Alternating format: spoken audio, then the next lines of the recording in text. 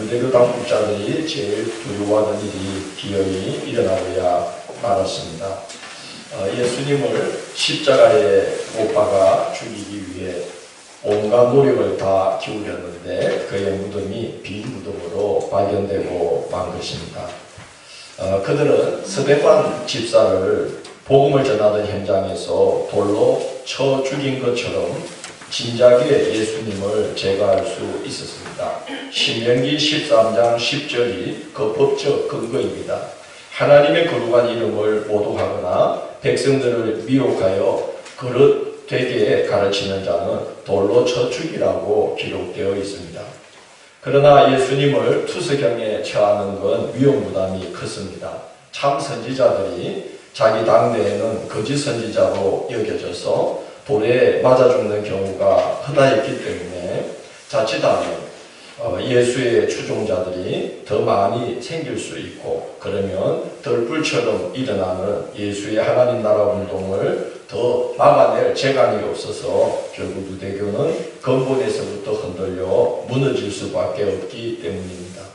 모여서 궁리하던 끝에 예수에게서 백성들의 마음이 돌아서게 만들 묘안을 찾아냅니다. 신명기 21장 22절 23절의 규례를 이용하기로 한 것입니다. 사람이 만일 죽을 죄를 범함으로 네가 그를 죽여 나무 위에 달거든 그 시체를 나무 위에 밤새도록 두지 말고 그날에 장사하여 내 하나님 여호와께서 내게 기업으로 주시는 땅을 더럽히지 말라. 나무에 달린 자는 하나님께 저주를 받았음이니라는 규례입니다. 예수를 십자가 형틀에 매달아 죽이면 그는 백성들 가운데에서 하나님께 저주받은 자가 되고 성전에 있는 거룩한 땅을 자기 피로 더럽힌 죄인 중에 죄인이 되는 것입니다. 그래서 예수님을 십자가형에 처하게 할 묘안을 찾습니다. 돌로 쳐 죽이는 투석형은 주로 율법과 관련된 종교적 이유로 집행하던 형벌이라 자신들의 소관이지만 십자가형은 정치적인 이유로 로마 정부가 집행하던 형벌이었기에 로마가 파견한 유대 총독 빌라도의 승인을 받아야 했습니다. 빌라도를 설득하고 회유해서 신문을 받게 했는데 빌라도는 예수님에게서 십자가형을 선고할 죄목을 찾을 수가 없어서 그냥 때려서 놓아주자고 했습니다. 그러자 유대교 당국자들은 예수님이 자신을 하나님의 아들이라고 선언하신 말씀을 정치적으로 해석하여 예수는 신의 아들인 가이사 황제를 반역한 자라고 주장합니다. 만일 십자가형에 처하지 않으면 빌라도 당신은 가이사 황제의 충신이 아닙니다 라면서 빌라도를 겁박하고 백성들을 선동하여 기어이 십자가형을 선고하게 합니다. 예수님은 그렇게 십자가에 매달렸습니다. 제자들이 다 예수님을 버리고 도망쳤습니다. 그들이 예수님을 버린 것은 두려움 때문만은 아닙니다. 믿음이 흔들렸기 때문입니다. 하나님의 아들 그리스도가 어떻게 나무에 매달려 그 피로 거룩한 땅 예루살렘을 더럽히는 저주받은 자가 되었는가? 믿음이 송두리째 흔들렸습니다. 사람들의 조롱과 비방과 모욕과 침뱉음을 받고 십자가에 매달려 죽은 예수의 모습은 예수님을 따르던 무리들의 기대와 믿음을 무너뜨리기에 충분하고도 남음이 있었습니다. 게다가 그들은 졸지에 로마 제국의 반역에 동참한 자들이 되고 말았습니다.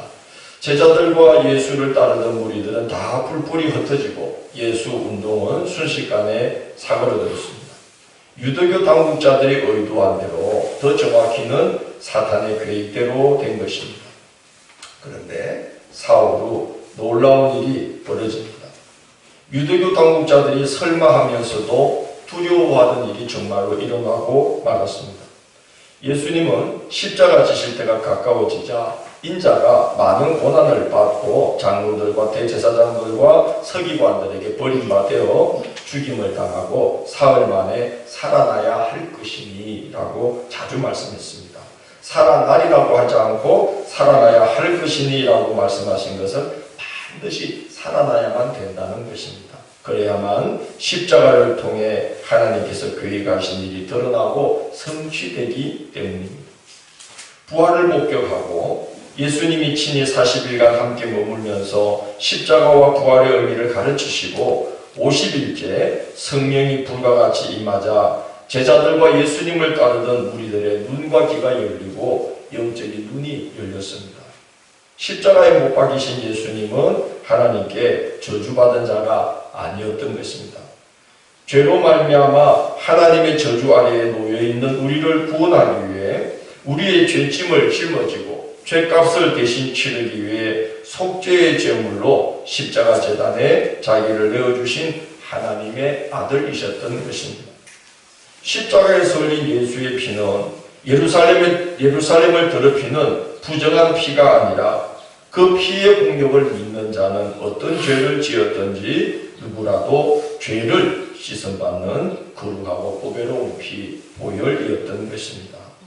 부활이 그 사실을 증가하였습니다. 십자가의 은혜를 확정해 주는 사건이 예수님의 부활 사건입니다. 그래서 내가 사흘 만에 다시 살아나야 하리니라고 말씀한 것입니다.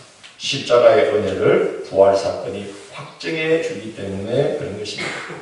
부활 사건은 하나님께서 예수님의 손을 들어주신 사건입니다. 예수님의 십자가로 인하여 죄의 씻음 받아 하나님의 자녀로 구원받고 예수님의 부활을 힘입는 자는 살아도 영생, 죽어도 영생을 얻는다는 복음이 제자들과 부활을 목격한 무리들을 통해서 복음이 땅 끝까지 덜불처럼 번져나갔습니다. 우리가 공을 들인 일이 수포로 돌아갈 때 그런 말을 하죠. 야, 내가 저 꼴을 보려고 그리 애썼는가. 이제 그런 말들을 하는데 빈 무덤 앞에 섰던 유대교 당국자들의 심정이 그러지 않았을까 생각합니다. 그들은 예수님을 십자가에 못 박아 죽이려고 온갖 음모를 꾸미고 온갖 꾀를 내어 악을 도모했는데 그럴 때에 그들은 일의 결국이 그렇게 되리라고는 상상도 하지 못했을 것입니다. 시편 2편은 세상의 모든 일을 홀로 주관하시는 하나님의 놀라운 주권과 지혜를 이렇게 증가합니다. 어찌하여 이방 나라들이 분노하며 민족들이 헛된 일을 꾸미는가? 세상의 군왕들이 나서며 관원들이 서로 꾀하여 여호와와 그의 기름 부음 받은 자를 대적하며 우리가 그들의 맨 것을 끊고 그의 견학을 벗어버리자 하는도다. 하늘에 계신 이가 웃으시며 주께서 그들을 비웃으시리로다 라고 고백합니다. 인생의 여정과 신앙 여정 중에도 역경과 환난과 억울함과 답답한 상황들 가운데 놓이게 될 때가 있습니다. 그럴 때 우리도 무덤 가운데서 잠잠히 하나님의 일하심을 기다리신 예수님처럼 하나님께 소망을 두고 잠잠히 인내하시기를 바랍니다. 그러면 우리의 손을 들어주시고 또 악을 도모하는 자들의 그 계획을 하나님께서 선하게 바꾸어 주시는 그런 부활의 놀라운 은혜가 우리에게도 임하게 될 것입니다. 고린도전서 1장 25절에서 바울 사도는 이렇게 증거합니다. 하나님의 어리석음이 사람보다 지혜롭고 하나님의 약하심이 사람보다 강함이라고 증거합니다. 십자가에 달린 예수님이야말로 사람들이 보기에 그지없이 어리석어 보였고 그지없이 약한 모습이었습니다. 그러나 하나님께서 예수님을 죽은 자 가운데서 다시 살리심으로 지혜롭고 강하다고 자부하던 자들의 그 계획을 부끄럽게 만드셨어요. 그래서 하나님의 어리석음이 사람보다 지혜롭고 하나님의 약하심이 사람보다 강하니라 한 이 말씀이 가장 분명하게 드러난 사건이 십자가와 부활의 사건인 것입니다. 하나님을 사랑하는 자, 그 뜻대로 부르심을 입은 자들에게는 모든 것이 합력하여 선을 이룬다고 하였습니다. 자기 아들을 아끼지 아니하시고 우리 모든 사람을 위하여 내주신 이가 어찌 그 아들과 함께 모든 것을 우리에게 주시지 않겠느냐고 했습니다. 우리 주 예수 그리스도로 말미암아 우리에게 이김을 주시는 하나님께 감사하노라고 고백합니다. 이 믿음의 고백들은 다 부활의 신앙 위에 서 있는 고백입니다. 우리도 이렇게 부활의 신앙을 고백한 믿음의 선조들처럼 부활절 위에 부활의 신앙 위에 굳게 서 있게 되기를 축원합니다. 예수님의 부활이 우리에게 증거하는 또 하나의 사실은 우리도 주님처럼 부활한다는 사실입니다. 요한복음 5장 29절에서 예수님은 분명히 말씀하셨습니다. 선한 일을 행한 자는 생명의 부활로, 악한 일을 행한 자는 심판의 부활로 나오리라고 말씀했습니다. 예수님의 부활은 우리도 장차 부활의 몸을 입게 된다는 증거입니다. 그래서 예수님을 가리켜서 부활의 첫 열매다, 부활의 맏아들이라고 성경이 증거합니다. 우리도 예수님처럼 부활하게 된다는 것, 부활의 몸을 갖게 된다는 말씀입니다. 예수를 믿는다 하면서도 여전히 부활을 믿지 못하는 이들이 있습니다. 죽은 자들이 어떻게 다시 살아나리요? 우리가 지지난주에 고린도전서 15장을 볼 때에 고린도 교회 성도들 중에도 죽은 자들이 어떻게 살아나리요 하는 의심하는 자들이 있어서 바울은 그 의문을 기준으로 해서 부활이 존재한다는 것, 부활은 확실히 우리에게도 일어난다는 것을 증거한 걸 우리가 지지난주에 봤어요. 그런데 예수님의 부활은 죽은 자가 다시 살아나는 정도가 아닙니다. 죽은 자가 다시 살아나는 것을 가리켜서는 부활했다고 하지 않고 소생했다고 말하는 것입니다. 죽었다가 다시 살아난 후에 그들도 다 죽었습니다. 그래서 부활이 아니라 소생한 거죠. 성경에는 소생의 사건이 많이 나옵니다. 시돈 땅 사르밧 과부의 아들 엘리야를 통해서 기도할 때에 살아났습니다. 수넴 여인의 아들 소생했습니다. 그러나 그들 다 다시 죽었습니다. 베다니 마을의 나사로, 나인성 과부의 독자, 요파 성읍의 도르가 설교 중에 졸다가 산청에서 떨어져 죽었다가 다시 살아난 그 도로와의 청년 유두고, 이 사람들은 다 소생을 했지만 다 다시 죽었습니다. 그래서 그들은 부활했다고 하지 않고 뭐라고 하는 거죠? 소생했다고 하는 겁니다. 부활하신 분은 오직 한 분밖에 없습니다. 오직 예수님만 죽음 가운데서 다시 살아나신 후에 죽음을 보지 않고 승천하셔서 하나님의 보좌 우편에 앉으시고 다시 오실 그날까지 하나님 아버지와 함께 세상을 통치하시면서 우리 가운데 하나님의 나라를 이루어가고 계십니다. 부활의 산증인이 되신 분은 오직 예수님 한 분뿐이에요.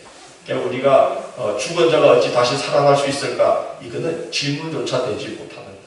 소생한 일들은 얼마든지 많이 있어요.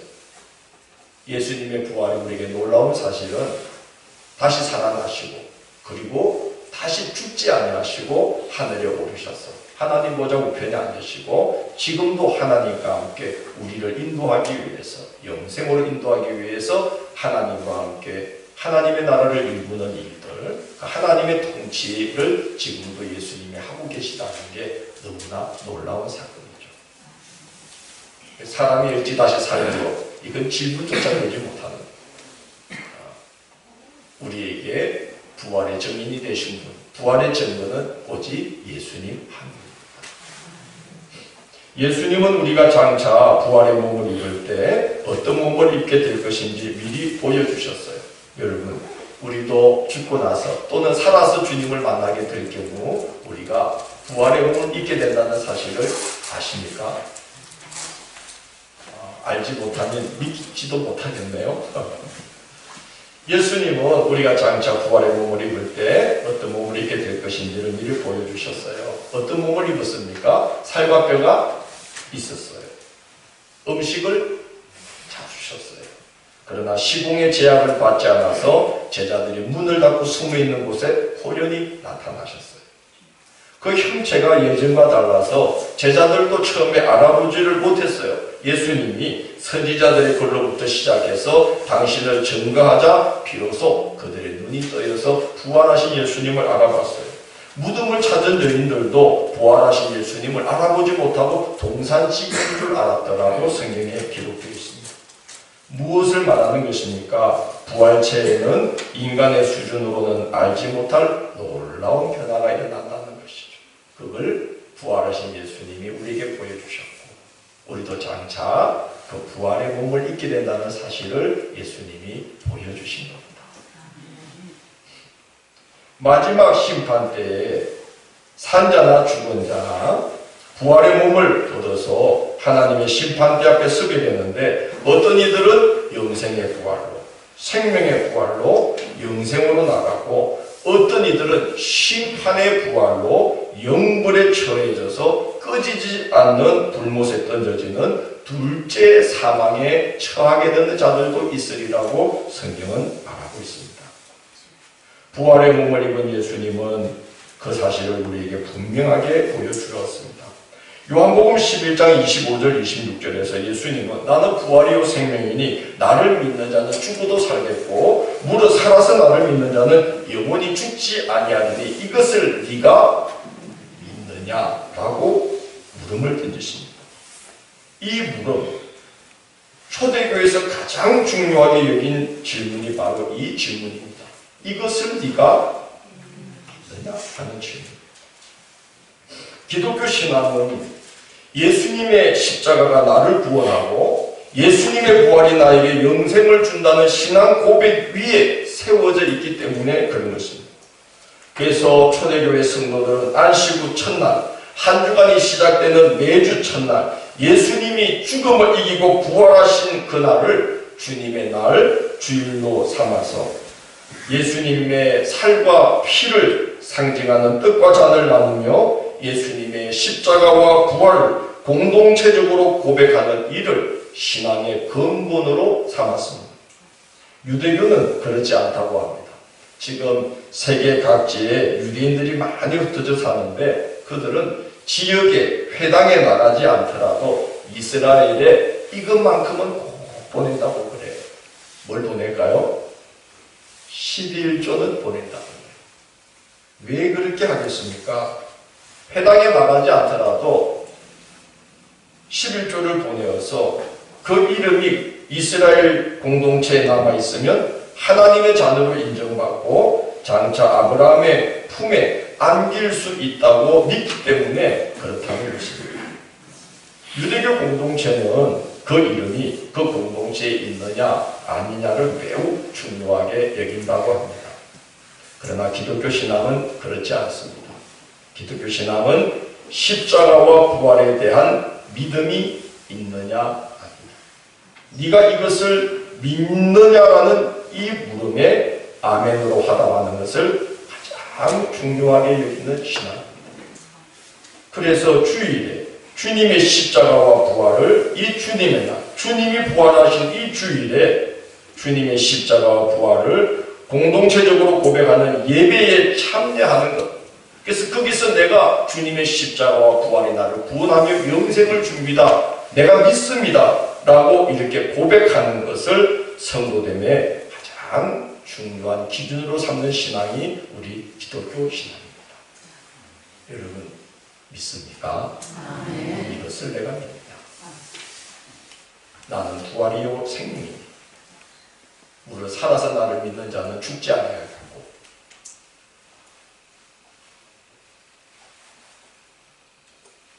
요즘은 이게 잘 외워지질 않네요. 다시 한번. 나는 부활이요 생명이니 나를 믿는 자는 죽어도 살겠고 무릇 살아서 나를 믿는 자는 영원히 죽지 아니하리니 이것을 내가 믿느냐. 이는 심판의 부활이 아니라 생명의 부활을 받아서 영생으로 인도받도록 하나님이 복을 주신 자들입니다. 얼마나 감사한 일입니까? 하나님의 지혜와 능력의 심부름 또 영생을 선물로 받는 이 부활의 신앙이 우리 심령에 깊게 자리 잡는 이 부활의 전리가 되시고 십자가와 부활 이 너무나 중요한 두 기초 위에 우리의 신앙이 굳게 세워지는 이 부활의 전리가 되시기를 주의 이름으로 고면합니다. 아멘.